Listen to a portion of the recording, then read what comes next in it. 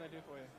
I have 2 laptops set up for surveys. Okay. I've gotten about 6 people that have taken them, but if you could make that announcement during the social time, if they want to go over and they're set up and ready for them to take them if they want to take them. Perfect.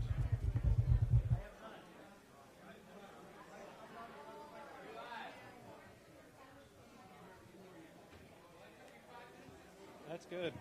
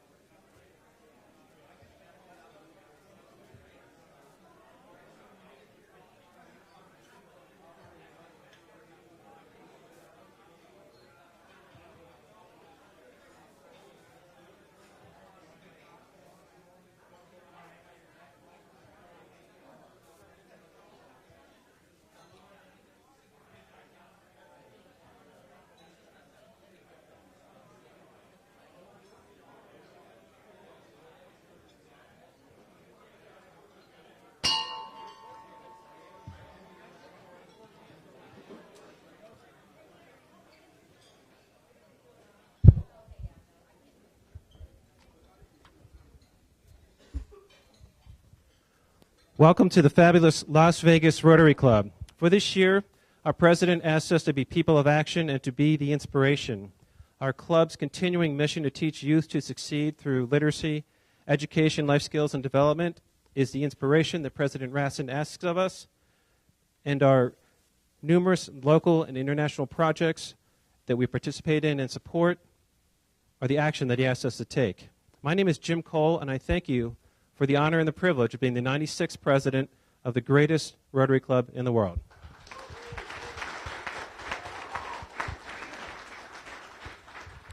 As we do at this time, those of you with cell phones and are on Facebook, I invite you to open up your Facebook feed and share our live streaming video.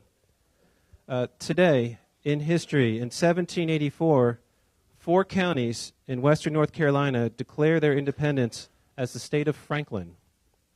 In 1814, First Lady Dolly Madison saves a portrait of George Washington from being looted by the British troops during the War of 1812. In 1861, Alan Pinkerton, the head of the new Secret Service agency, placed Confederate spy Rose O'Neill under house arrest in Washington, D.C.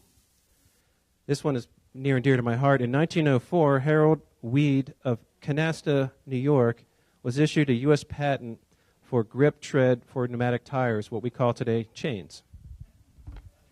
If you're a skier, you know and love that device. In 1914, the English Expeditionary Force had their first confrontation on European soil since the Battle of Waterloo. In 1926, heartthrob Rudolph Valentino died at the age of 31. In 1939, Germany and the Soviet Union signed a non-aggression pact that lasted very short time. In 1970, Lou Reed played his last show with the Velvet Underground. In 1989, and as punishment for betting on baseball, Pete Rose accepted a deal to permanently be banned from baseball. Finally, NFL kicks off on September 6th, which is 14 days from today. We're all looking forward to it, and I invite you again to wear your NFL gear at Rotary on the 6th. At this time, I'd like to invite up Blake for invocation.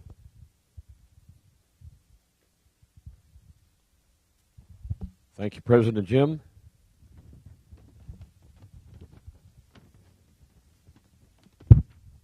Good afternoon, fellow Rotarians and guests. Please join me in prayer. Almighty God, we thank you for your presence with us at this time and pray your blessing on our food and our coming together. Keep us ever mindful that without you we can do nothing, and with you all things are possible. Help us to put into practice every day, he profits most who serves best. Help us to know the difference between the good and necessary security and opportunity, faith and futility. Make our faith ever strong. In your name we pray. Amen. Thank you. This time I'd like to invite Sidra Kain up for a song.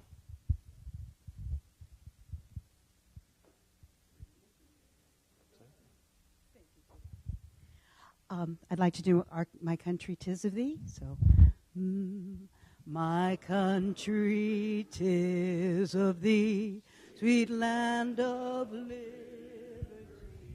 of thee I sing. Land where my fathers died, land of the pilgrim's bride, from every mountainside, let freedom ring.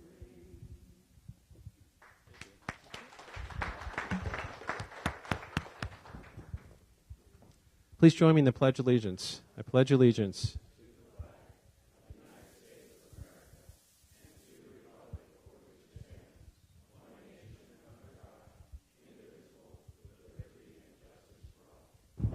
Thank you. Please be seated.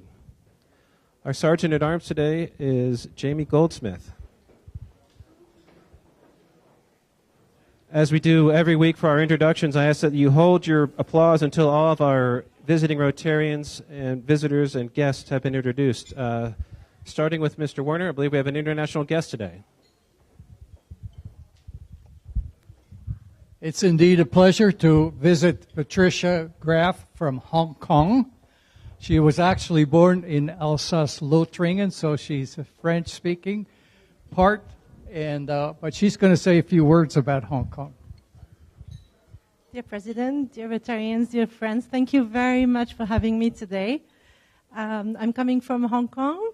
The district is 3450. It comprises the Hong Kong, Macau, and Mongolia, and a few cities from China. So you are warmly invited. My club is really looking forward to hear from you and what you're doing in Las Vegas. And I'm really looking forward to see you in Hong Kong next time too. Thank you very much. Thank you. We're going to exchange our flags, this one to take home, and this one for us. Thank you very much. Thank you. Okay, other visiting Rotarians, if you could raise your hand, please. Visiting Rotarians.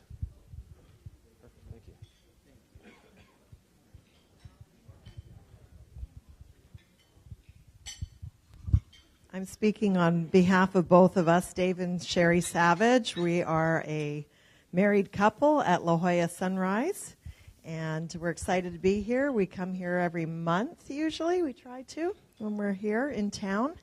And we'd like to say that we are also very passionate about literacy at our club, and we currently have a district matching grant that's taking place for literacy projects in Mozambique. So, thank you.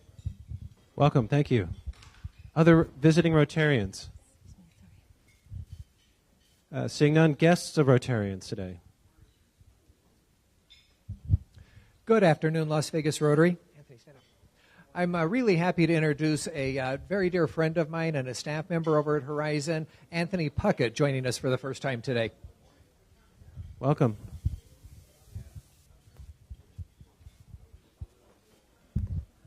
Hi, everyone. I would like to welcome Pedro Sosa. He's visiting us for a second time this week, looking at our club. Welcome. Other guests of Rotarians?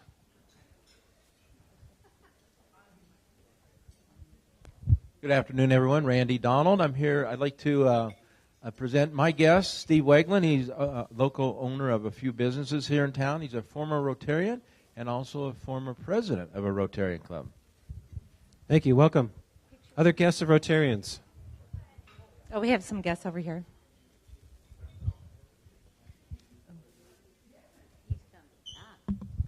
And I have guests, too. Sorry we're late.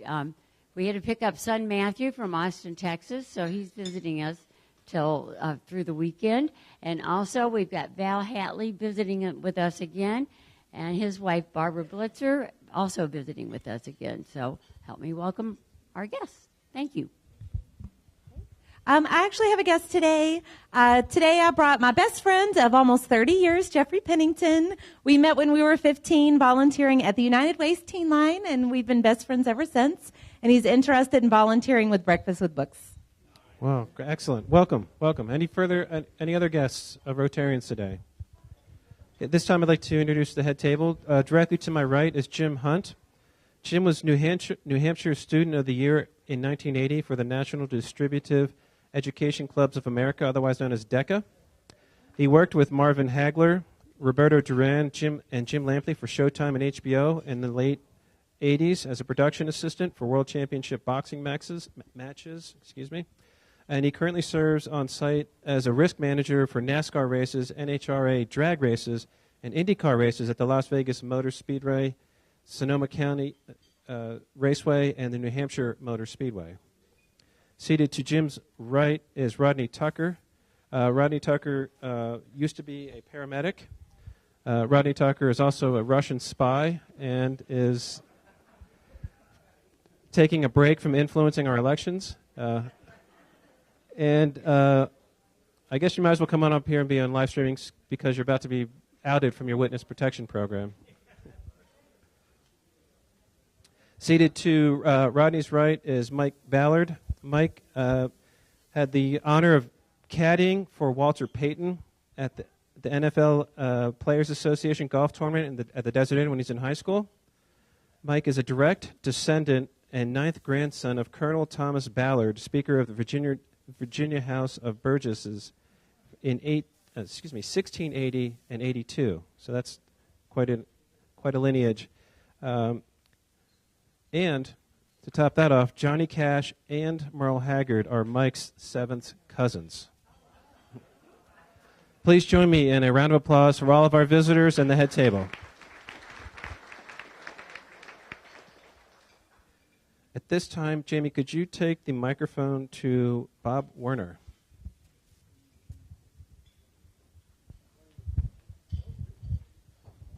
Thank you, President Jim.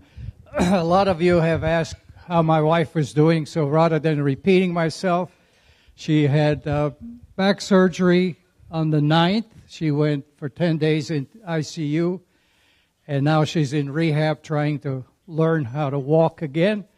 And her target day is September 3rd, that she might be able to get out of Sunrise, and we hope that's going to work. It's a tough road. Thank you. Thank you for sharing, and we're sorry for her. I'd like to thank the Rotarians who helped us today. Setup was Jaime Goldsmith and Carrie Groh. The greeters were Doug Grant and Chan Lamb. Tickets were John and Jemmy and Marie Walsh. The invocation was Blake Myers. The song leader was Sidra Kain. The photographer is Jim Tucker, and teardown is Michael Williams and Jamel Surratt. Jamie, could you take the microphone to Jim Tucker, please?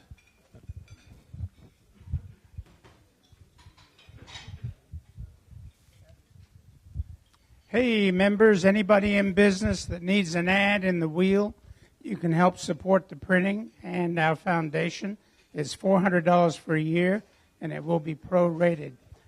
I'll be gone for the next 3 weeks, so somebody else will have to get on that project. Thank you. And as you know from the email you received today from our Executive Secretary, Sean Nordup, we have computers set up for you. If you haven't taken the survey yet, please take the time to go take the survey. It's maybe 5 minutes at the most. And we are looking for your input as to how the direction the club's going to go in the future. So please tell us what you want to do, and then we will form activities based on the survey. Thank you. This time we're going to break for some fellowship.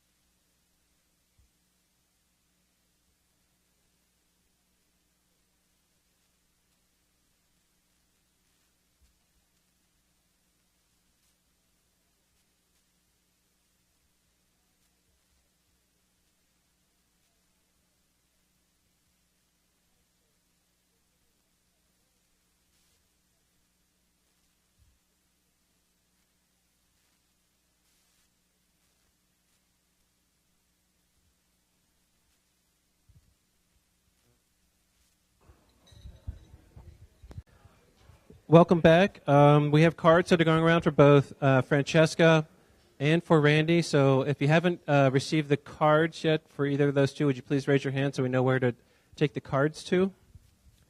At this time, Jamie, could you take?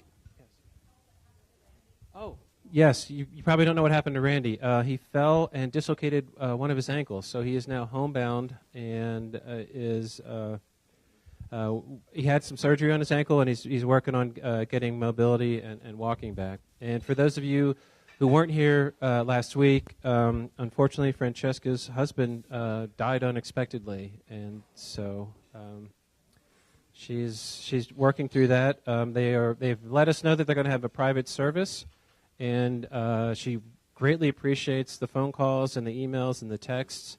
And she doesn't need anything at this time, but if she needs something, she will clearly not hesitate to ask. But she's super appreciative of all the attention and the good wishes that everybody's been giving her. So thank you for that. Can you take the microphone to Deb Granda, please? I guess it's a long walk over here. Thank you, President Jim. I have two announcements today. I wanted to talk about the Shakespeare Festival. We don't have too many people signed up, only about 6 or 7 members. So I really encourage you to think about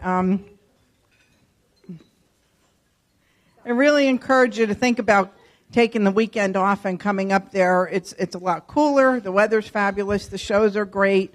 I've already bought my tickets. I have a dinner reservation for Friday night at an Italian restaurant. And, it would be everyone pay your own, so if you're interested in joining us for dinner. And then on Saturday afternoon, in between the matinee and the evening show, I'm hosting a cocktail party at a little house that I rented. So sign up in the Green Book. It is September 7th and 8th.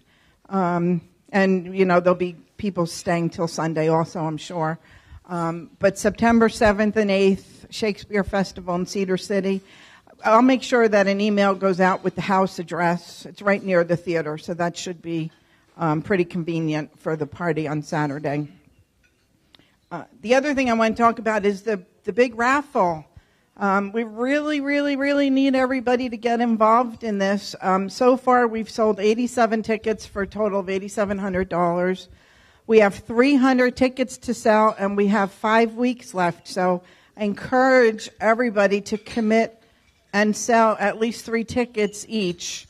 We have quite a few of us who are well over that. Randy Frost, myself, Jackie, Karen, Tom Thomas, we're all 6, 7, 8, 9, 10 tickets. So we really would like everyone to commit to at least 3, and then we can reach our goal of 300. We only have 5 more weeks. The drawing is September 27th, so 5 more weeks to get all these tickets sold. And we will be getting another press release out this week. And Janice and I will be at the desk after the meeting if you need to come and get tickets from us. And any other questions, check with Janice or me. Thank you. And please do support the raffle. This is outside money to come help us put on our programs to benefit the things that we think are important. And so it's a great way to get money from outside of the club in. And I know from the survey that that's certainly something that you are asking for, so outside money. So please help us, and it's a great way to practice your elevator speech. Jamie, can you take the microphone to yourself? Oh, hey, what's up? Wine to water. Okay. You wanted 22nd? Yes? Maybe okay, not. so 22nd? Yep. Okay, no, sorry. I can't do 6. My apologies. The 6th. Okay, so we're going to do Wine to Water on October 6th. We are doing a sake tasting at Guikeku with Japanese barbecue. We have a wine expert or a sake expert that will be in attendance, and we will post tickets for sale soon. And we also have the SOAR Awards on September 17th, if you guys can make it, 8 a.m. Parking is validated. We want more Rotarians than first responders, please. And where were the SOAR Awards going to be? SOAR is in the City Council chambers at Las Vegas City Hall. We're trying to get Mayor Goodman again this year, so I'm just waiting on a call from the mayor's office. So hopefully we'll have her to open the ceremony again. Thank you. I know it's a long walk, but could you take the microphone to Marie Walsh, please? Thank you, President. Hello, everyone. I'm here again, Breakfast with Books. Everyone has a flyer on their table. I hope you will read it. I'm also going to have a short meeting at the back of the room after the general meeting to explain to anyone who doesn't know what Breakfast with Books is. Everyone is welcome to come, and I'll be there to answer any questions you might have. The dates are on this flyer. Perhaps you can put those dates in your phone to know when it's going to come up. If everyone could come to just one meeting this year, it would be a great, great service to the children. Thank you very much. Thank you. And thanks for putting that together for us. For those of you that are football fanatics like I am, we have our fantasy football draft this Saturday. If you haven't signed up already, this is your last chance in the Green Book. So the teams are $250 a piece. You may split that with your friends and family, and we welcome anybody who wants to participate. So please look in the Green Book if you're wanting to do fantasy football this year. Half of those proceeds will go to the foundation. Thank you. Would you take the microphone over to Randy Donald, please?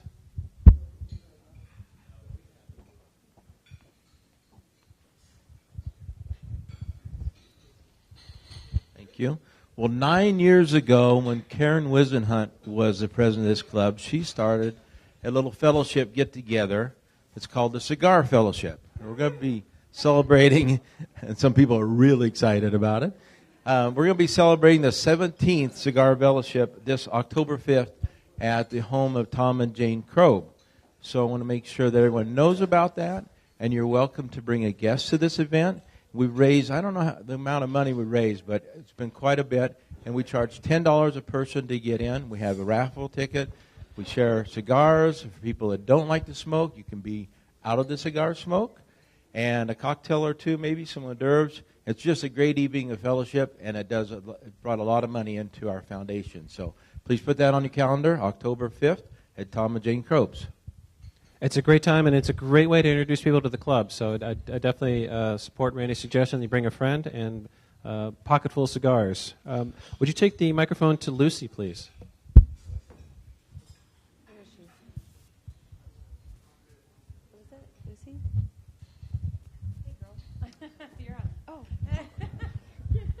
Sorry.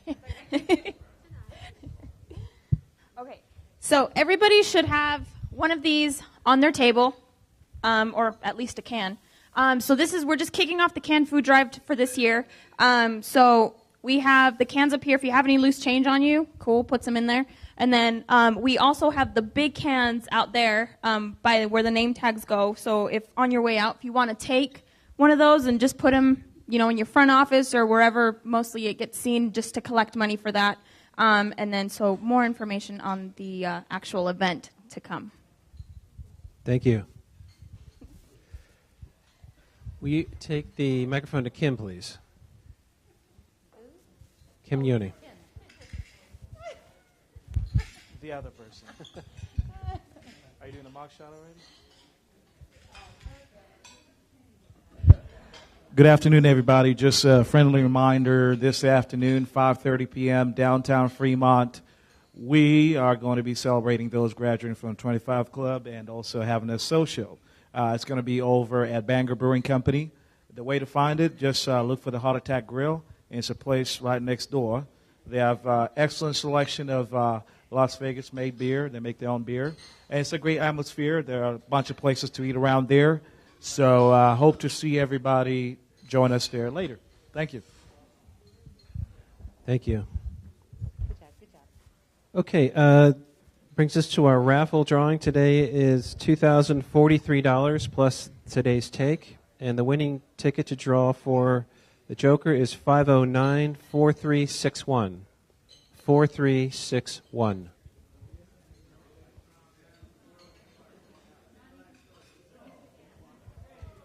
Oh. Come on up.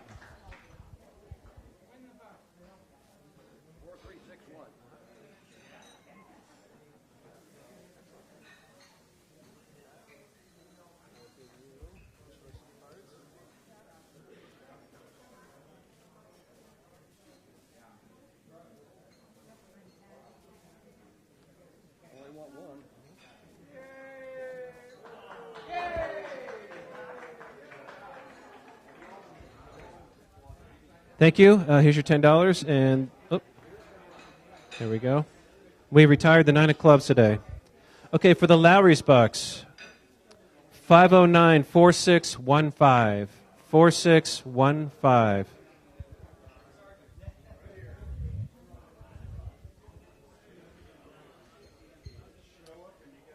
Congratulations. Yes. Excellent.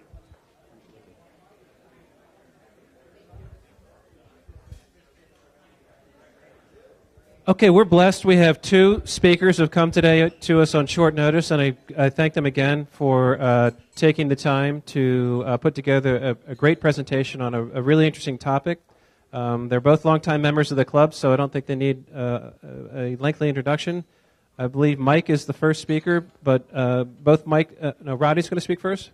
Roddy Tucker, then, please. Welcome.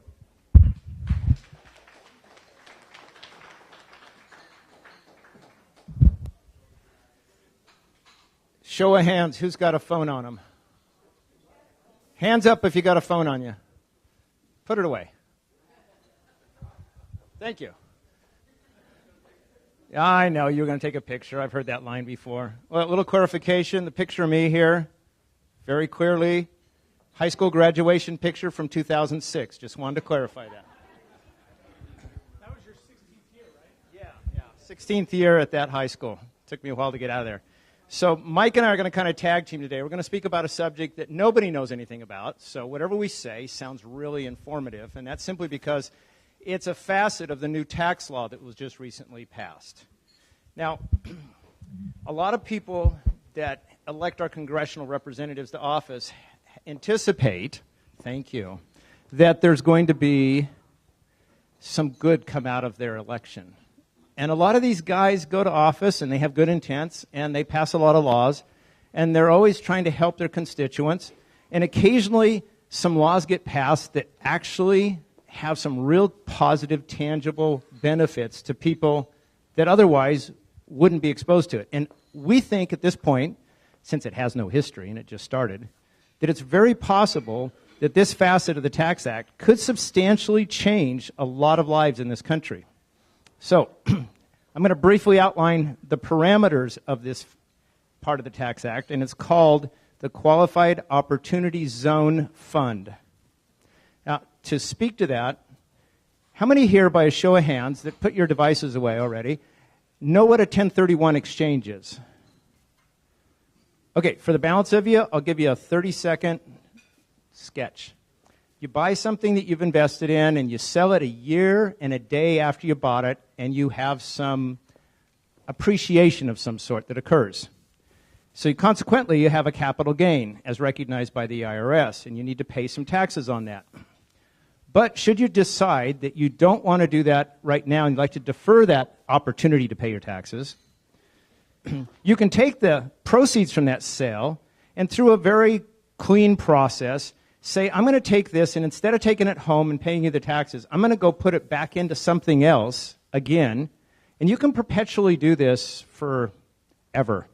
And at some point in time, you sell it, and then at that point, you have to go ahead and pay the taxes. Well, this Opportunity Zone Fund has a lot of similarities to the 1031 tax exchange.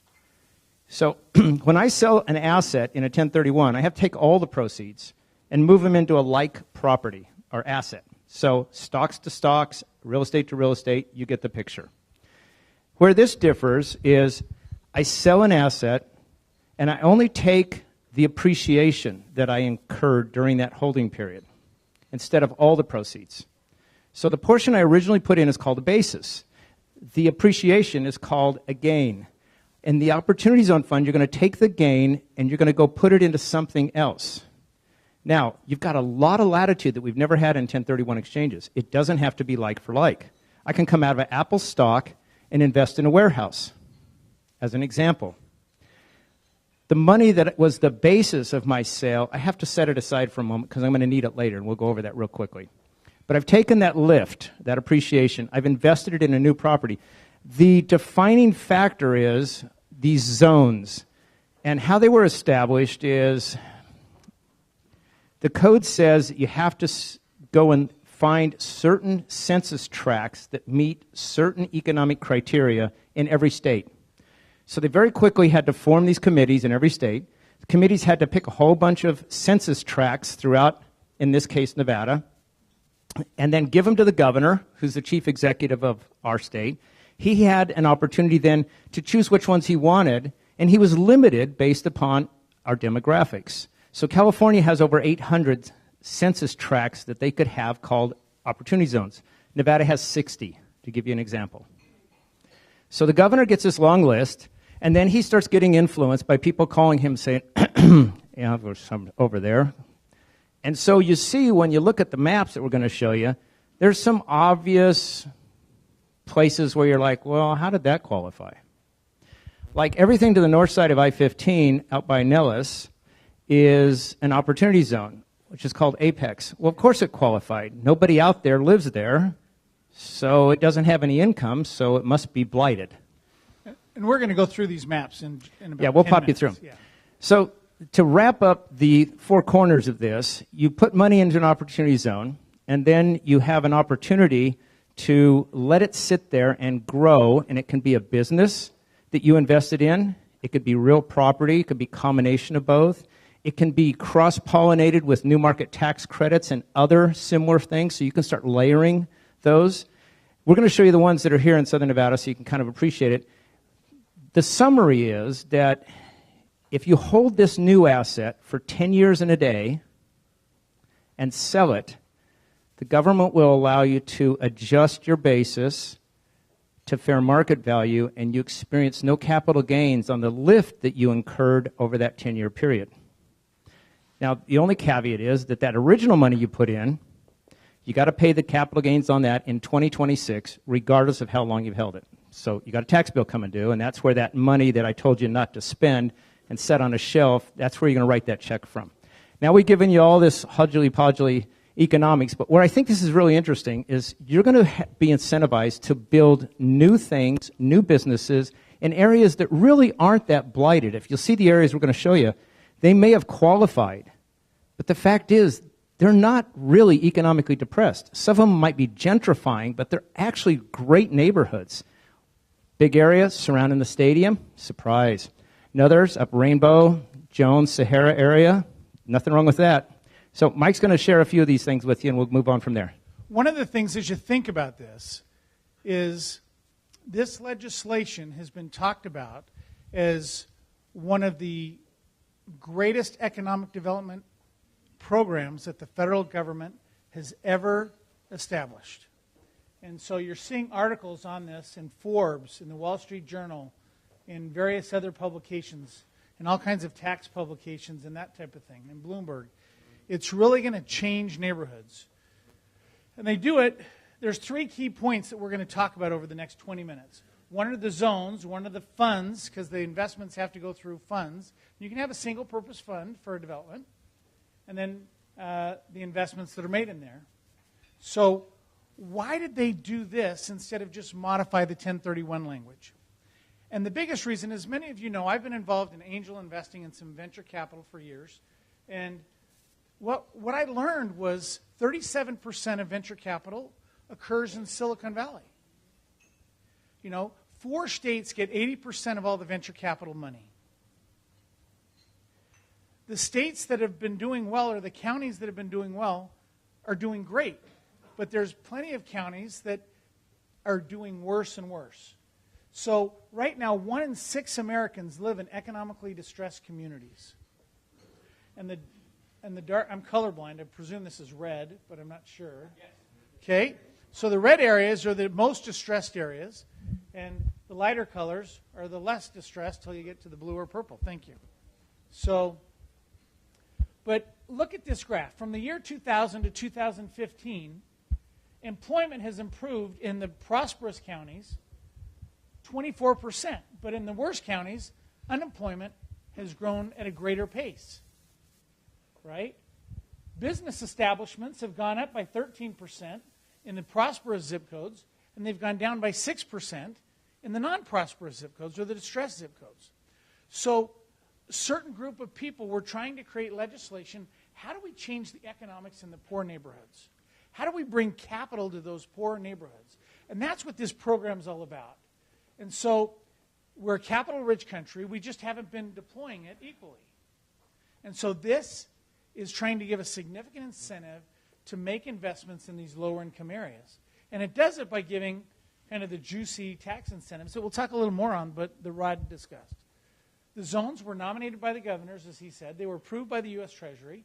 They were in place they will be in place for the next 10 years. And you can't change it anymore. The politicking went on. Nevada was one of 4 states that didn't turn in their zones on time. We had a 30-day extension, and we were still one of 4 states that didn't turn their zones in on time. And then somebody politicked pretty well, and some land and Sparks got in the new zones, and so now it's in. So they can't change without an act of Congress. So it's not an easy thing to change. So one of the things you can notice is that this act causes you to have to physically improve a new location. It makes no sense, based on the way that's written, to go out and purchase an existing building because your initial investment has to be at least that again. So if you buy a $40 million apartment project, you're not going to spend another $40 million improving it. But if you could build a $40 million apartment project in an area that was on the edge or maybe in a gentrifying area that wouldn't otherwise be that attractive, but the money that you're getting is looking at these tax incentives. They spend $3 or $4 million on the land, another $35 million on the buildings. They've qualified. This is new product, new assets, and new businesses. It's really different than anything we've seen before. So here's the areas in Vegas. Here are the areas in Las Vegas that qualify in downtown area. So you can see. So if you can't really tell from afar, the stadium's about right here. Duh. Actually, no, that's Sahara. Wait, no, right here. No, right? no. Isn't that Las This is the Vegas? Fashion Show Mall. Oh, you're right. It's down here off the Down map, here. which That's he'll the show next you on slide. another map. Here, we'll Here. do that. Oh, there's the there stadium you right go. there. So they kind of swept up. There's McCarran to give you a point of reference. Not that you can build on the runway, but it sounds nice. Right. But one thing, I had a talk with Tom Thomas. His land, McCarran Center, was included, right? But the whole park is developed. According to what Rodney said, you have to improve the land by at least what you purchased it with. So if he sells the park, and I'm just going to pick a round number for $100 million, whoever buys it has to put another $100 million into the park.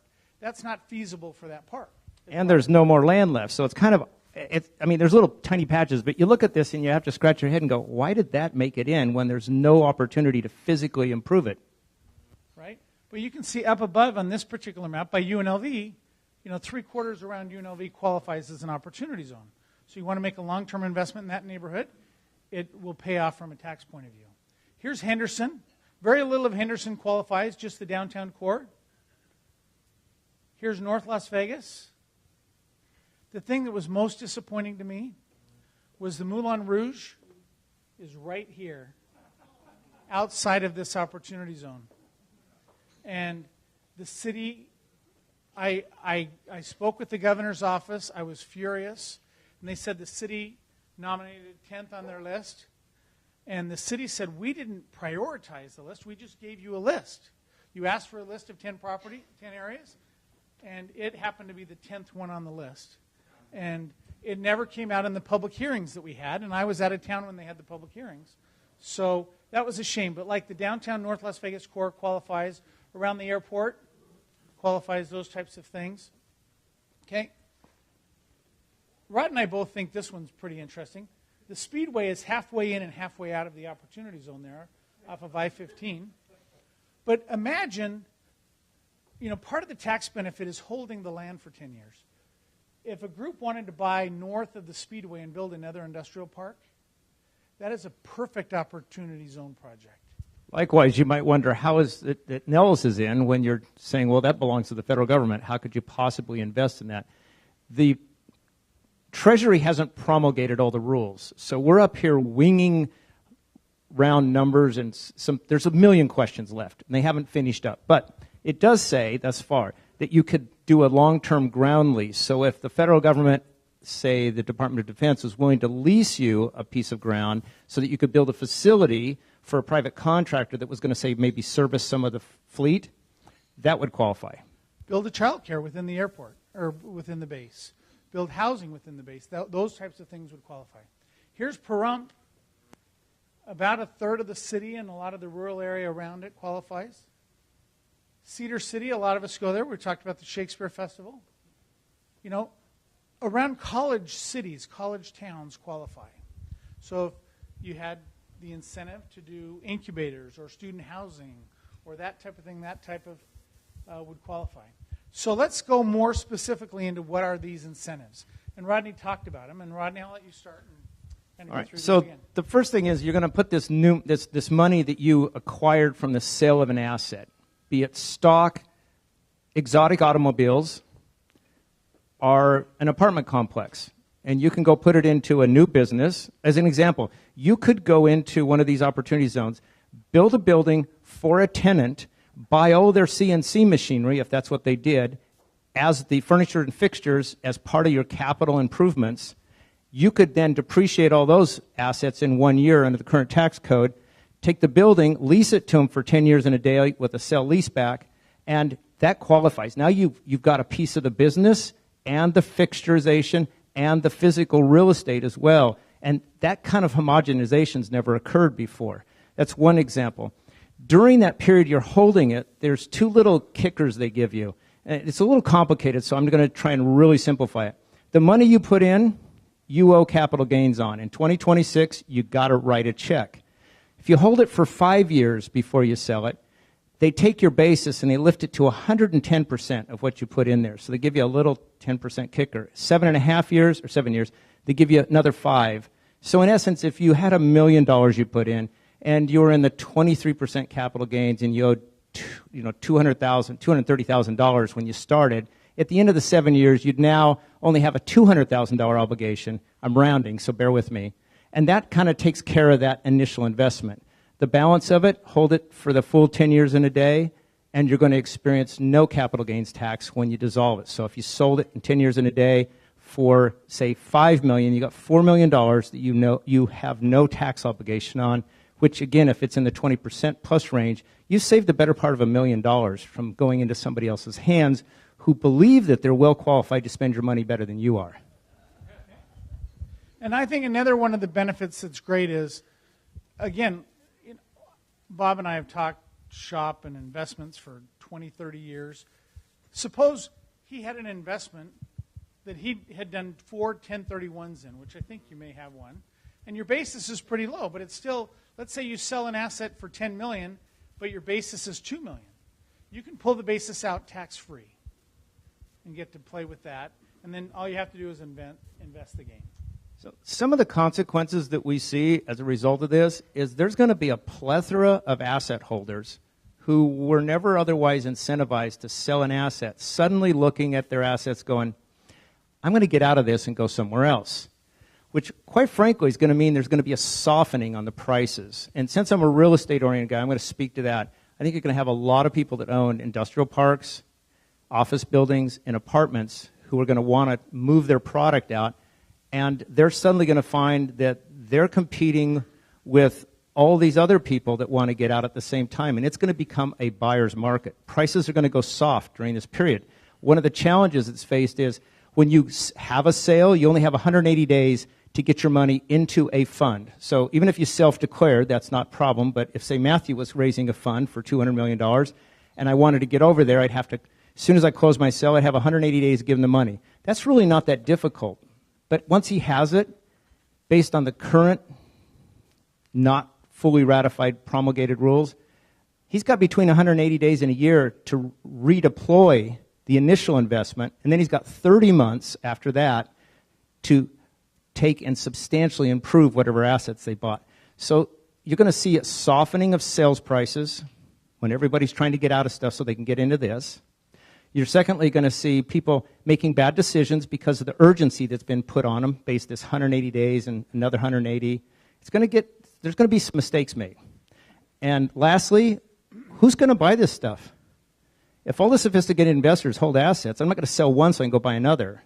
This begs the question where the new money is going to come from. And right now in the United States, the only real new money that's got billions of dollars is the cannabis industry. And this may be their savior that they're going to find a buyer from, because those guys are sitting on ordinary income, no other opportunities. I think they're going to be your buyers. Yeah. Some other unique things about this type of investment is it's any long-term gain can go into this. So it doesn't just have to be real estate. So let's say you're an investor in a tech company that grew wildly, or Apple stock, or some other company whose stock has done great. You can sell publicly traded stock and invest and defer the gain on it in an opportunity zone investment. It can be an art sale. It can be private stock. Let's say you have a business and you choose to sell. Now would be a good time to sell, deploy that capital into this new fund, or a new type of fund, or create your own fund, or that type of thing. Okay, it can be even the gain on a depreciated asset. So let's say you've had this huge piece of equipment in your facility for years, and it's time to buy a new one, but you can sell it for $500,000. The gain can be put in an opportunity fund and defer the tax on that. So it's not just real estate. Okay? And Sharon, you'll correct me if I'm wrong, maybe. So, and the other great thing is it doesn't have to be a direct investment. No accommodator, nobody has to get in the middle. So you can have sold something on June 30, and it's still in the bank, and you can reinvest it, or maybe you spend it, but then you got money some other place. You have 180 days to put it into an opportunity zone fund. And you could self-declare. So it could be you by yourself and say, I've created a fund, and I'm the sole partner in the fund. And that's perfectly fine. And all you're doing at your tax return that year is giving notice with this form that has yet to be finished that says, I'm one of those. Okay. In addition, real quickly, you've got a number of money managers around the country that are out running around raising money for this Opportunity Zone Fund. And these are sophisticated groups of money managers. But many are, and many aren't. And, well, this is the other part. There's lots of people raising money with this as their flag. And I've talked to, I don't know how many. I just started cold calling these funds I could find, claiming they had Opportunity Zone funds. And with very few exceptions, and the exceptions were kind of family offices that were taking their own assets, selling, creating a fund, and meaning they're cradle to grave, they're internally able to create all the deal flow. These other funds, they don't have any deal flow. They're sitting on this money, they've got 180 days to start spending it, and they have no deal flow. And the developers I talked to that are even sophisticated developers are like, I didn't know about this. And it's not like you can just take an apartment project you have and say, I know I can make it work over here and suddenly move it over here and get it to work. So there's a deal flow problem.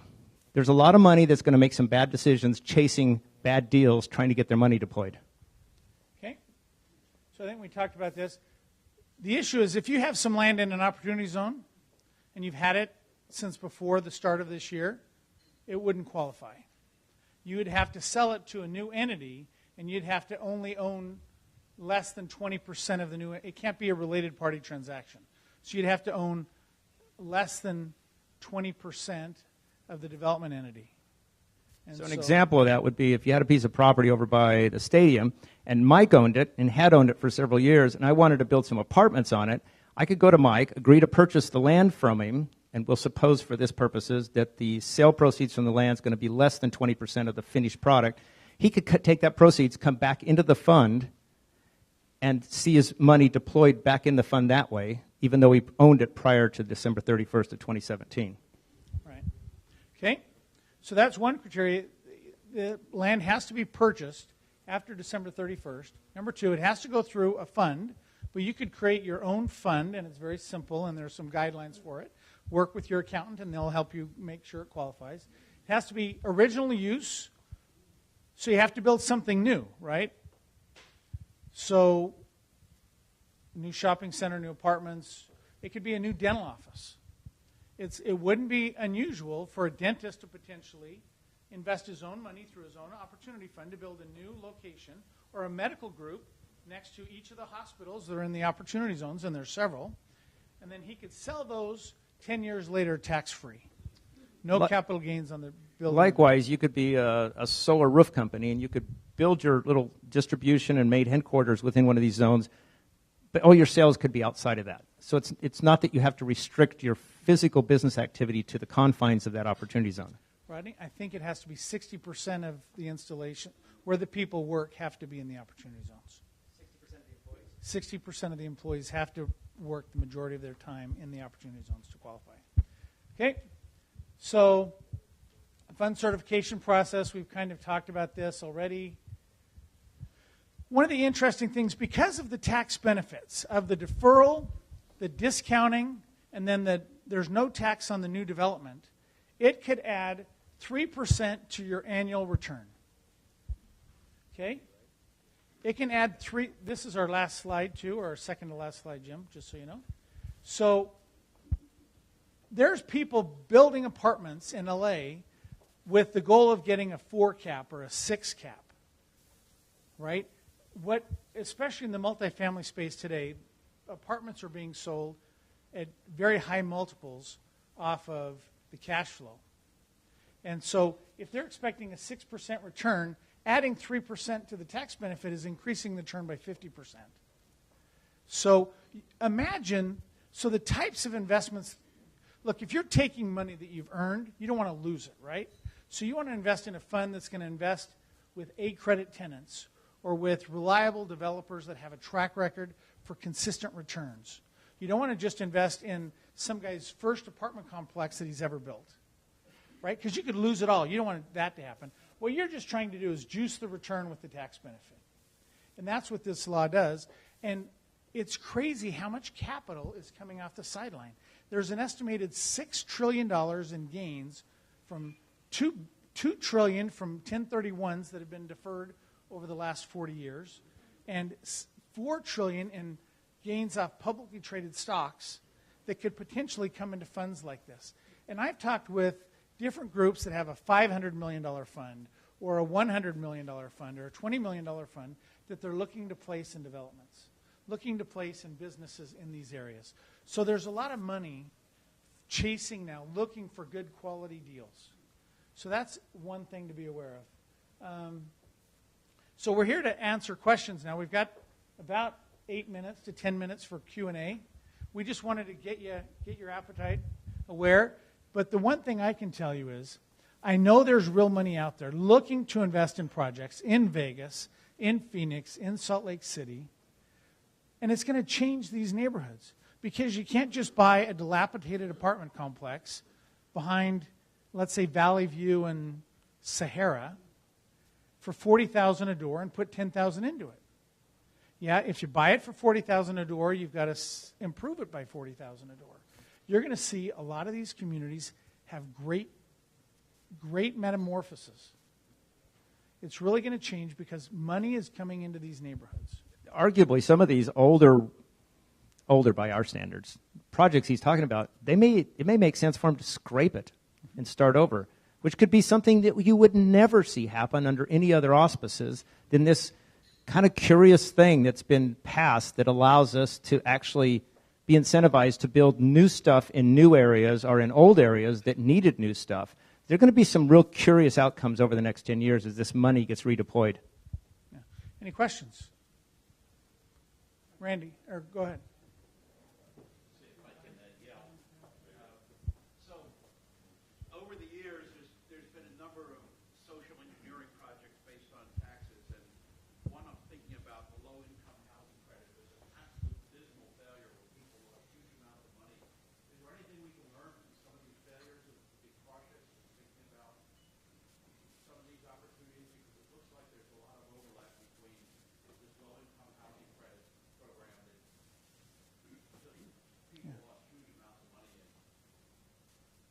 Right.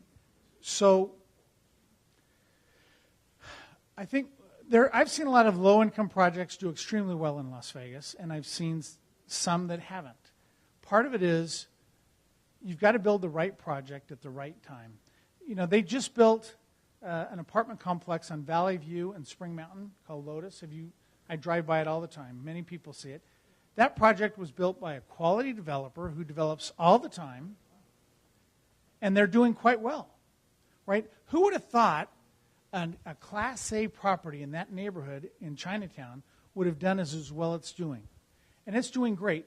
And if they would have waited a year and done it through an Opportunity Zone fund, all the gain would have been tax-free. So a development like that typically costs, let's say, $30 million to build. When it's stabilized, it's probably worth $35 or $36 million. And then it appreciates 6 to 7% a year for the next 7 or 8 years. Okay? So a $30 million construction cost could be worth $45 million when it's done. And that $15 million in gain is tax-free if it's done in an Opportunity Zone. Well, actually, right here.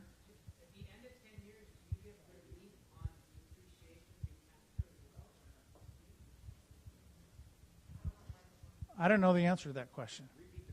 He wanted to know if the depreciation on the assets is recaptured as well during that 10-year period. We don't know. There's so many rules that Treasury hasn't yet promulgated that there's more questions than answers. I don't believe there's a change in how depreciation is treated on that. Right here, next. Go ahead.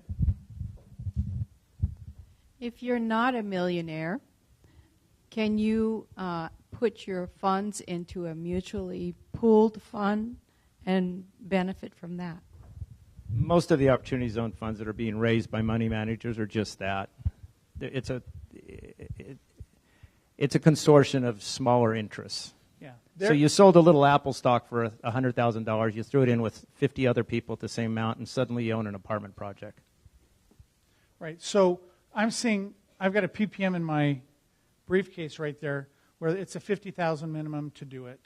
And there's some that are probably even less. But, you know, it's going to be a $200 million fund. They've got some commitments for $5 and $10 million, but their minimum's 50. So there's different folks doing different things. Right here? When people realize that their investments has really grown, and so do the people that charge us with taxes, what's to stop them from changing the tax laws? Two examples. When Obama became president, the first thing he did was he increased the tax rate on anybody that takes money out of their IRA. Also, Obamacare. If you like your doctor, you can keep it. I mean, what's to stop things like this happening? Right. So what I understand, number one, after we're seeing kind of the money that's being considered for these funds, we do believe it's going to change in 2 years. We believe that the funds that have started under this set of rules will qualify through the end of the fund in 2028. But the funds that are, you know, we believe in 2 years it's probably going to change because it's going to be more lucrative than people thought. So just to clarify, you've got till 2026 to jump into one of these, and then 10 years and a day after that, you're done. So the whole thing sunsets. Whether or not it'll get amended,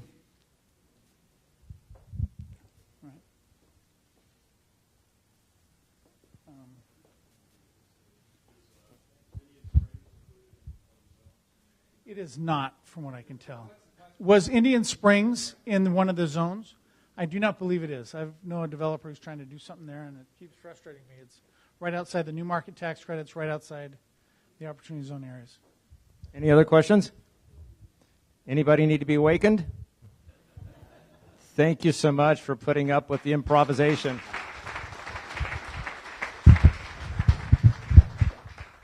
Thank you both very much for presenting this super fascinating to me topic. As you know from being members of the club, we give the Share What You Can award to each of you, and this is we will share a meal with a needy veteran in your name. Thank you so much for coming today. We greatly appreciate it.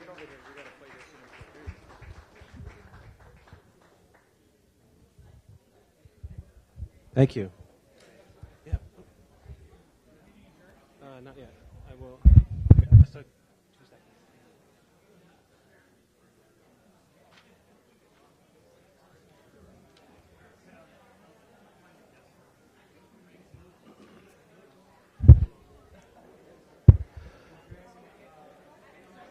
As we leave here today, let us go forth into the world in peace. Be of good courage. Hold fast to that which is good. Render to no one evil for evil. Strengthen the faint-hearted. Support the weak. Help the afflicted. Honor all persons. Love and serve each other, rejoicing in the fellowship of Rotary. Be people of action. Be the inspiration. Meeting adjourned.